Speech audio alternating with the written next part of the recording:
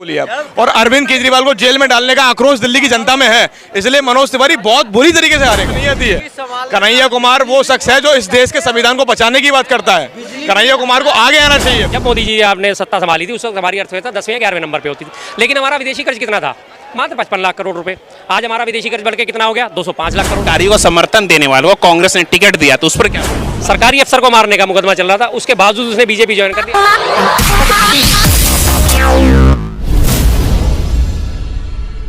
टक्कर देखा जा रहा है कन्हैया और मनोज तिवारी का, क्या लगता है कैसा रहेगा टक्कर? देखिए जी, आज मैंने अखबार पढ़ा था, हिंदुस्तान अखबार हिंदू का आता है, उसमें बकायदा इस नॉर्थ ईस्ट की सीट के बारे में वहाँ पे पूरा सर्वे छपा हुआ है। मैं चांस की बात अभी मैं निकाल ही रहा था, मैंने नेट पे भी अगर वो अखबार की क्लिपिंग मिल जाती तो मैं आपको दिखाता। वहाँ की जनता से हिंदुस्तान अखबार के संपादकों ने राय ली है और लगातार वहाँ पे कन्हैया कुमार के फेवर में है और उनके नेगेटिव है। हर एक ने यही बोला कि जी यहाँ पे धूल मिट्टी उड़ती है, यहाँ पे इन्होंने कोई काम नहीं कराया, गड्ढे हैं, सड़कें टूटी फूटी हैं, हालत ख़राब है। तो जब वो जनता ही खुद कह रही है तो फिर तो हम क्या कहें साहब। तो एक और उन पर आरोप लगा, टुकड़े टुकड़े गैंग, देखा होगा आपने। टुकड़े टुकड़े गैंग का मैं भी आपको, ये तो मेरे पास अभी मौजूद है, आपको बयान दिखाता हूँ। आज की करंट वाइस चांसलर जो है जेएनयू की, उन्होंने ये बात बोली है कि मैंने कभी इस बात को, कभी टुकड़े टुकड़े वाली गैंग में मामले को नहीं देखा। ये रहा, अभी उनका बयान अभी दिखा देते हैं। और मनोज तिवारी का टक्कर कैसा? पढ़ा लिखा युवा चाहिए हमको। हमें लहंगा छाप जो बियर पी के नाचे छम छम छम छम छम वैसा इंसान नहीं चाहिए। भगवाधारी कपड़ों में पहना के और बियर पीने वाली बातें कर रहा है, वो सम्मान करेगा देश का। और अपने कॉन्स्टिट्यूशन में कोई काम नहीं करा उसने। दिल्ली में जब अध्यादेश लाया गया तो दिल्ली के समक्ष नहीं खड़ा था, वो दिल्ली के पक्ष में नहीं खड़ा था, वो बीजेपी की सरकार की तरफ से खड़ा था। क्या नाम है उनका, लाल कृष्ण आडवाणी जी का सपना था कि दिल्ली को पूर्ण राज्य बनाया जाए, फिर भी उन्होंने अध्यादेश के पक्ष में लड़ा। भाई पार्टी अलग है लेकिन आप सब समर्थन तो दो। अब दिल्ली के सांसद आपको चुन के भेजा गया है। शर्मा जी कुछ बोल रहे थे। हाँ जी, मिल गया। देखिए, JNU was never anti national और पार्ट ऑफ टुकड़े टुकड़े गैंग। जेएनयू राष्ट्र विरोधी और टुकड़े टुकड़े गैंग का हिस्सा नहीं था। लोकसभा में बकायदा जवाब दिया गया है। तो आरोप तो लग रहे हैं ना कन्हैया कुमार पे। वही तो मैं कह रहा हूँ ना, आरोप तो आप किसी पे भी लगा दो, आरोप तो यहाँ पे मेरे पे रोज लगते हैं। मैं आप लोगों से बात करता हूँ, यहाँ जनता से खड़े होकर बात करता हूँ, दुनिया आती है यहाँ पे जो बीजेपी समर्थक है, सारे मेरे पे आरोप लगाते हैं। शर्मा जी तो पेट भर करके, शर्मा जी तो पैसे लेते हैं बोलने के लिए। आरोपों का क्या है साहब? आरोप तो कोई भी किसी पे लगा रखा है, लेकिन हकीकत तो ये थी ना। लोकसभा तक में बकायदा ये है, मैं तो कोई झूठ नहीं बोल रहा ना, बकायदा नेशनल हेराल्ड की खबर है, India.com की खबर है, आज तक की खबर है। हम टुकड़े टुकड़े नहीं, जेएनयू हिंसा पर बोली वीसी शांति श्री। वीसी आज की डेट में वाइस चांसलर शांति श्री है जेएनयू की, जिनका ये बयान है, जिन्होंने बकायदा ये बयान दिया कि जेएनयू में कभी कोई टुकड़े टुकड़े गैंग नहीं था, ना जेएनयू कभी टुकड़े टुकड़े गैंग का हिस्सा रहा। तो इसका सीधा मतलब झूठ फैलाया जा रहा है ना। वो तो वाइस चांसलर है। और सबसे बड़ी मजे की बात है कि बकायदा संघ से जुड़ी हुई है, आरएसएस की हैं वो, आरएसएस को मानने वाली विचारधारा की वाइस चांसलर है। उसके बावजूद अगर वो ये बयान दे रही है तो क्या वो गलत दे रही है? तो अब झूठा कौन? या तो आरएसएस के समर्थक झूठे, आरएसएस की संघ में जाने वाली शांति श्री वो झूठी, या फिर लोग आरोप लगाने वाले झूठे। साफ साफ जाहिर है, तो सिर्फ आरोप लगाया गया था। देखा जाए तो मनोज तिवारी एक बड़े चेहरे हैं, देखा बीजेपी का, वो भी राष्ट्रीय अध्यक्ष रह चुके हैं दिल्ली का, दिल्ली प्रदेश अध्यक्ष रह चुके हैं। बड़ा चेहरा कहना और प्रदेश अध्यक्ष रहना दोनों में अलग बात है। पूरी की पूरी बीजेपी आज की डेट में रिमोट से संचालित होती है। आपने पीछे 3 राज्यों के चुनाव देखे, कोई मुख्यमंत्री फेस नहीं था, कुछ नहीं था, पर्ची डाली, एक पहली बार के जीते हुए विधायक को राजस्थान का मुख्यमंत्री बना दिया, दूसरे विधायक को वहाँ का मध्य प्रदेश का मुख्यमंत्री बना दिया, तीसरे को छत्तीसगढ़ का, क्या वो चुने हुए विधायक पहली बार के आए हुए उनको बना दिया। ठीक है जी, किसी की हिम्मत नहीं है बोलने की।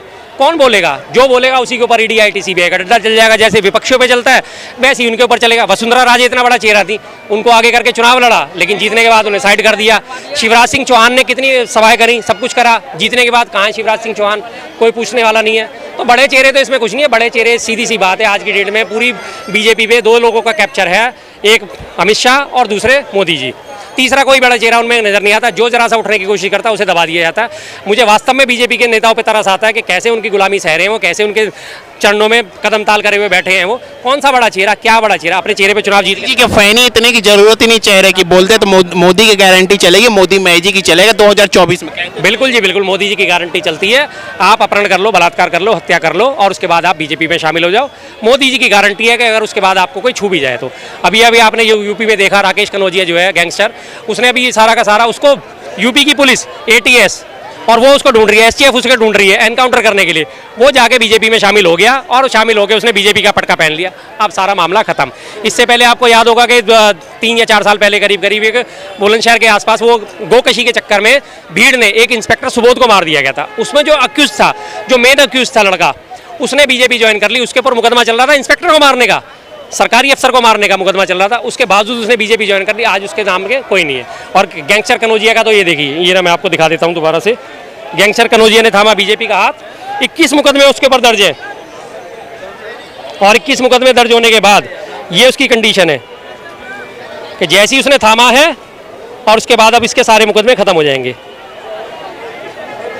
ये रहा जी, देखिए, ये मोदी जी की गारंटी है। आप घोटाले कर लो, अजीत पवार जैसा घोटाला कर लो, 70,000 करोड़ का घोटाला कर लो, जब तक आप विपक्ष में हो आपके ऊपर ईडी, आईटी, सीबीआई सारी जाएंगी। कांग्रेस का दूध की धुली हुई पार्टी है क्या? कांग्रेस का दूध की धुली हुई पार्टी है। कांग्रेस ने भी तो समर्थन दिया। अभी एक मुसलमानों को आतंकवादी बताने वाले, नाम मैं भूल रहा हूँ, उनको टिकट दिया है उन्होंने मुजफ्फरनगर से, उस पर क्या बोलेंगे? मुजफ्फरनगर से तो शायद उनको है इकरासन, मुजफ्फरपुर से तो बिहार से कांग्रेस की सीट, मुजफ्फरनगर से, उनके बारे में सर मुझे जानकारी नहीं है। अगर दिया है तो गलत दिया है। नाम मैं भूल रहा हूँ सर, मुझे साफ कहता हूँ जी, मैं सच के साथ हूँ। अगर दिया है तो गलत दिया है। उन्होंने 8 साल के आसिफा का केस पता ही होगा, उनके बलात्कारियों को समर्थन देने वालों को कांग्रेस ने टिकट दिया, तो उस पर क्या बोले? बलात्कारियों को उन्होंने समर्थन दिया है, बलात्कार भी हो वो खुद है, या मैं बता रहा हूँ आपसे, वास्तव में मुझे इस चीज़ की जानकारी। समर्थन दिया, समर्थन देने वाले को देने वाले थे, और अगर उनको टिकट दिया तो मैं तो कहता हूँ जी गलत दिया है। गलत ही रहेगा। मैं इस बारे में कभी सिलेक्टिव नहीं होता कि अगर बहन बेटियों के साथ गलत हो रहा है या उनके साथ गलत करने वाला है और उसको आप सपोर्ट कर रहे हो तो वो गलत है। चाहे वो संदेश खाली हो, चाहे वो राजस्थान हो, चाहे वो झारखंड हो, चाहे वो दिल्ली हो, चाहे वो फिर मणिपुर हो, इस मामले में मैं हमेशा साथ हूँ। बहन बेटियों की इज्जत सर्वोपरि है जी। एक और मोदी जी बोलते हैं कि कांग्रेस सिर्फ विकास विरोधी है, विकास नहीं किया उन्होंने, सिर्फ मोदी जी ने किया है। अरे साहब, ये अगर बार बार इस बात को कहते हैं, अगर कांग्रेस ने विकास नहीं करा होता तो आज हमारा देश जिस पोजीशन पे है, क्या वो इस पोजीशन पे खड़ा होता? अंग्रेजों ने जब हमें आज़ादी दी थी, हमारे भारत की हालत क्या थी? मात्र हमारे पास 64 करोड़ रुपए का कैश था, मात्र 64 करोड़ रुपए, और आबादी कितनी थी? 34 करोड़। एक आदमी के ऊपर मात्र 2 रुपए खर्च करने के लिए थे। पहला जो हमारा बजट बना था, पहले साल का जो बजट बना था, मात्र 197 करोड़ का बजट बना था, और उसे 197 करोड़ रुपए में से 97 करोड़ का बजट तो सिर्फ रक्षा के लिए रखा गया था। क्या दिया था हमें अंग्रेजों ने? कुछ भी नहीं। एक सुई तक हम नहीं बना सकते थे, दिया सलाई नहीं बना सकते थे, और उसके बाद हमने सब कुछ बनाया, अपने देश में हर चीज़ पैदा करी। क्या नहीं पैदा करे? अन्न क्रांति हम लेके आए, श्वेत क्रांति हम लेके आए, इसरो बनाया, IIT बनाया, एम्स बनाया, भेल बनाया, गेल बनाया, सेल बनाया, लगातार PSU बनाई। क्या नहीं बनाया कांग्रेस ने? आप कहते कांग्रेस ने विकास नहीं करा। इतना अगर आपको खोखला देश मिलता, इतना विकास आप 200 सालों में करके दिखा दो तो बात है।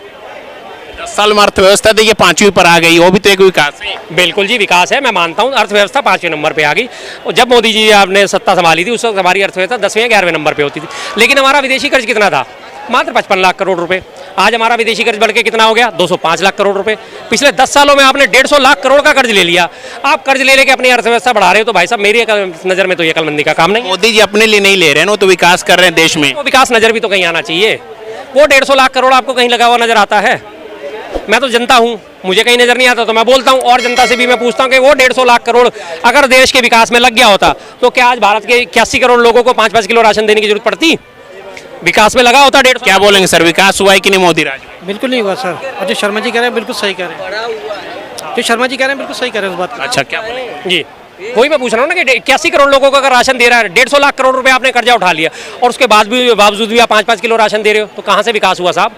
सर उसी में तो खुश है, 2028 तक उनको फ्री राशन मिल को। ये भी तो बोले कांग्रेस राज में कहाँ मिलता था फ्री राशन, लेकिन इस राज में तो मिल रहा है, उसी में खुश हैं लोग। बिल्कुल जेन्युइन बात है, कांग्रेस राज में नहीं मिलता था। कांग्रेस लोगों के आत्मसम्मान के साथ खिलवाड़ नहीं करती थी।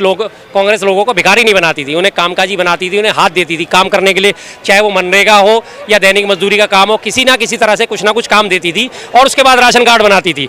राशन कार्ड बनने के बाद आप 2 रुपये किलो, 3 रुपये किलो जाओ, पैसे दो और शान से लेके आओ। आज की डेट में नहीं है कि आपको काम धंधा तो दिया नहीं है, 5 किलो के लिए झोला आपको पकड़ा दिया, जाओ बेटा जाओ, 5 किलो बट रहा है फ्री में, जाके ले आओ और तो अपना पेट भर लेना, और अपने घर वालों के लिए भी 5 किलो का थैला एक और लेके चले जाओ, 10 किलो ले आना, तुम्हारा पेट भर जाएगा। कामकाजी आते 2 रुपये किलो भी मिलता था, 3 रुपये किलो, लेकिन आदमी को संतुष्टि थी, मैं पैसा दे के राशन लेके आ रहा हूँ, मुफ्तखोर नहीं हूँ मैं।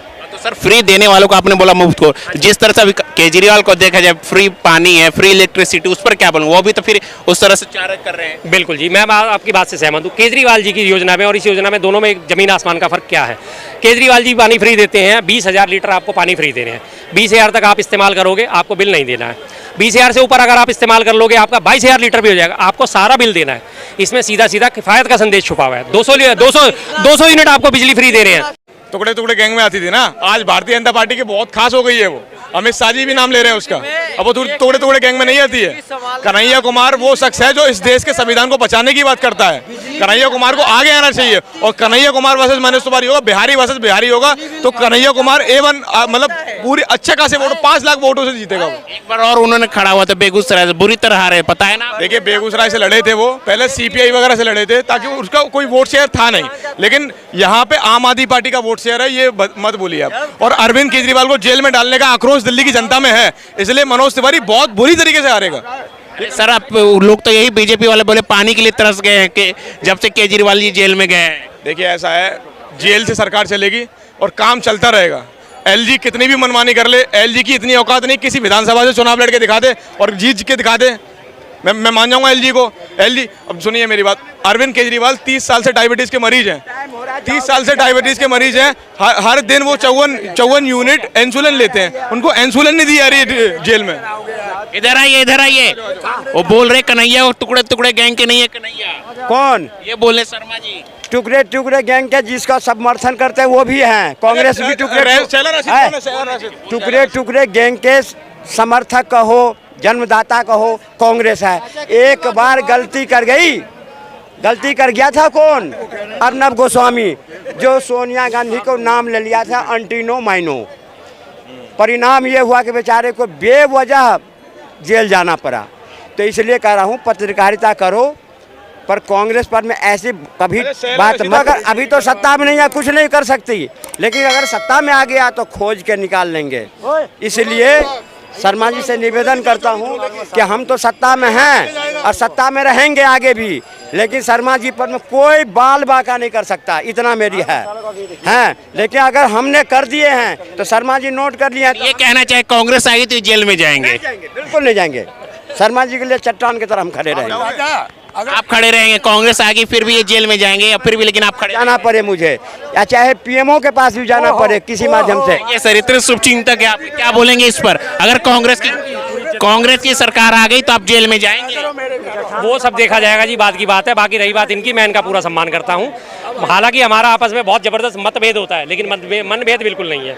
मैं इसलिए इनकी बहुत इज्जत करता हूँ। बोलते जरूर हैं, जो बेशक एक ऐसी पार्टी की आज ये सपोर्ट करते हैं जो पार्टी आज की डेट में सपोर्ट करने लायक नहीं है, लेकिन उसके बावजूद इनकी इज्जत अपनी जगह है। बात ये देखिए, ऐसी पार्टी का सपोर्ट करते जो सपोर्ट के लायक नहीं है। ये कह रहे ऐसी पार्टी का बीजेपी का सपोर्ट करते जो सपोर्ट के लायक नहीं है। कांग्रेस कभी देश हित में सही काम किया हो, सनातन हित में किया हो, हिंदू हित में किया हो, भगवान के हित में किया हो, शर्मा जी आज कहते मैं कांग्रेस ज्वाइन कर लूंगा। संविधान के हित में होता है, संविधान के हित में काम होता है। अरे ज्यादा फेंक के जा रहे हो, अरे मोदी का नंबर दे जाओ। कहाँ क्या जवाब देंगे? देश हित में तो काम करा है, धर्म की राजनीति नहीं करनी चाहिए ना, राष्ट्र हित सर्वोपरि है। उसके लिए सनातन के हित में या मुसलमानों के हित में या बौद्धों के हित में या जैन सिख जितने भी हमारे धर्म है, किसी के हित में सरकार को कोई काम नहीं करना चाहिए। सरकार ने सबके हित के लिए सबसे बड़ा काम क्या करा? अनुच्छेद 25 में बाबा साहब अम्बेडकर ने सबको धार्मिक आज़ादी दे रखी है, अपने अपने धर्म को मानने के लिए हर कोई स्वतंत्र है, सीधी सी बात है, और उसी का पालन हम लोग करते हैं। हम कहते हैं सरकार ने बिल्कुल सनातन के लिए काम नहीं करा, जाहिर बात है सरकार को किसी भी धर्म को प्रमोट करने के लिए काम नहीं करना चाहिए। अगर सरकार ने मुसलमानों को प्रमोट करने के लिए काम नहीं करा, मैं कहता हूँ बिल्कुल अच्छा करा, नहीं करना चाहिए। सरकार को देश हित का काम करना चाहिए, धर्म हित का काम नहीं करना चाहिए। सरकार का धर्म ही सबसे बड़ा ये है कि वो देश हित में काम करे, धर्म के हित में काम ना करे। बस लगातार मॉक टेस्ट में जितने भी मशीनों में बटन दबाया जा रहा है, सब बत्ती हमेशा बीजेपी की जल रही है। किसकी देखी जा रही है सर? पहले चलेंगे गठबंधन है साहब, लहर तो इंडिया गठबंधन की है, क्लियर है। पर देखा जा रहा है ग्राउंड रिपोर्ट में तो मोदी चल रहा है। कौन को मैं आपको इसी ग्राउंड रिपोर्ट की भी आपको चुनौती देता हूँ। थोड़ा सा आप अपना कैमरा वगैरह बंद करके ना, आप एक आम आदमी बन के यहाँ इस कोने से फतेहपुरी मस्जिद तक आप जाओ, कम से कम इस वक्त इस रोड पे 5000 लोग मौजूद होंगे। आप 5000 लोगों से पूछना शुरू करो, भाई इस बार कौन चाहिए, इंडिया गठबंधन या मोदी, आपको बता देंगे लोग। 5000 में से 500 लोग भी अगर मोदी जी के फेवर में आ जाए तो बात है।